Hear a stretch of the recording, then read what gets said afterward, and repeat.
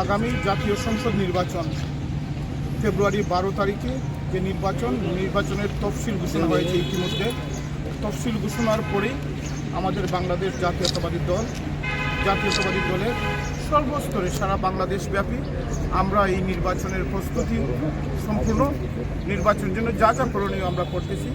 পার্টির যেভাবে ইনস্ট্রাকশন দেওয়া আছে একইভাবে তার ধারাবাহিকতায় আজকে সুনামগঞ্জ 3 নির্বাচনী এলাকা, জগন্নাথপুর, শান্তিগঞ্জ নির্বাচনী এলাকা বিএনপি জাতীয়তাবাদী দল আমাকে জাতীয়তাবাদী দলের মনোনীত করেছেন জাতীয়তাবাদী দলের প্রার্থী হিসাবে। তাই আমি আল্লাহ রব্বুল আলমিনের কাছে শুকরিয়া আদায় করি আর ধন্যবাদ এবং কৃতজ্ঞতা জানাই বাংলাদেশ জাতীয়তাবাদী দলের ভারপ্রাপ্ত চেয়ারম্যান দেশনায়ক তারেক রহমান এবং সাবেক প্রধানমন্ত্রী দেশনেত্রী গণতন্ত্রের নেত্রী মা বেগম খালেদা জিয়া। আজকে আমরা এসেছি শান্তিগঞ্জে, আমার বাড়ি জগন্নাথপুরে, কিন্তু আমি মনে করেছি এই জগন্নাথপুর শান্তিগঞ্জ মিলে আমাদের এই কনস্টিটিউশনটা। আমি শান্তিগঞ্জ উপজেলা থেকে আজকে শান্তিগঞ্জের বিএনপির নেতৃবৃন্দ এখানে আছেন, ফারুক ভাই আছেন, আনসার ভাই আছেন, আমাদের মল্লিক মঈনুদ্দিন সোহেল স্যার আছেন, জেরোমে শাহিন ভাই সহ এই সাগর খান সহ আমরা এখানে আছি। আমরা আজকে শান্তিগঞ্জ উপজেলা পরিষদ থেকে আমাদের নির্বাচনী জাতীয়তাবাদী দলের পক্ষ থেকে আমরা এসেছি। দল আমাকে মনোনীত করার কারণে জাতীয়তাবাদী দলের আমরা সদস্য এই মনোনয়নপত্র আজকে গ্রহণ করেছি এই শান্তিগঞ্জ উপজেলা থেকে।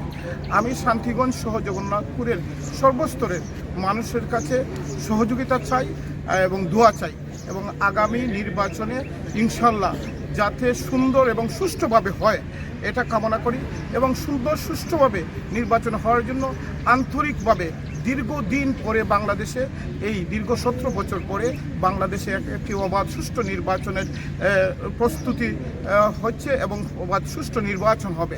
যে নির্বাচনের অপেক্ষায় ছিল বাংলাদেশের মানুষ, এবং বাংলাদেশের মানুষ এই নির্বাচনের জন্য উৎসবমুখর পরিবেশে আসছে।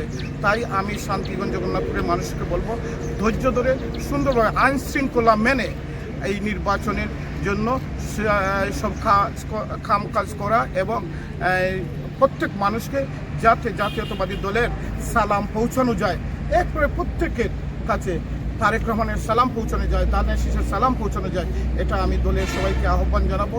পাশাপাশি আইন শৃঙ্খলা এবং প্রশাসনের সবাইকে বলবো যাতে একটি সুন্দর অবাধ সুষ্ঠু নির্বাচনের জন্য তাদের যা যা করণীয় তারা করবেন, এবং বিএনপি তাদেরকে সহযোগিতা করবে ইনশাল্লাহ। আমরা সবসময় প্রস্তুত আছি প্রশাসনকে সার্বিক সর্বস্তরে সহযোগিতা করার জন্য। আমাদের জাতীয়তাবাদী দলের নেতৃবৃন্দরা খুব শান্ত উৎসবমুখর পরিবেশে এই নির্বাচনকে দেখতেছে, এবং আইন শৃঙ্খলা মেনেই আমরা নির্বাচনের কাজকর্ম করব ইনশাল্লাহ।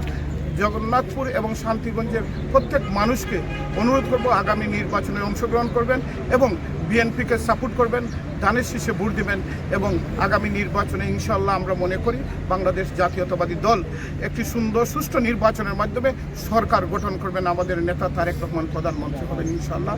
সর্বোপরি আজকে শুরু হয়েছে, আমরা দোয়া চাই, সবার কাছে দোয়া করবেন এবং যাতে সুন্দরভাবে সুষ্ঠুভাবে নির্বাচনটি সম্পূর্ণ হয় সবার সহযোগিতায়, এবং একটি অবাধ সুষ্ঠু সুন্দর নির্বাচনের জন্য সবার সহযোগিতা প্রয়োজন।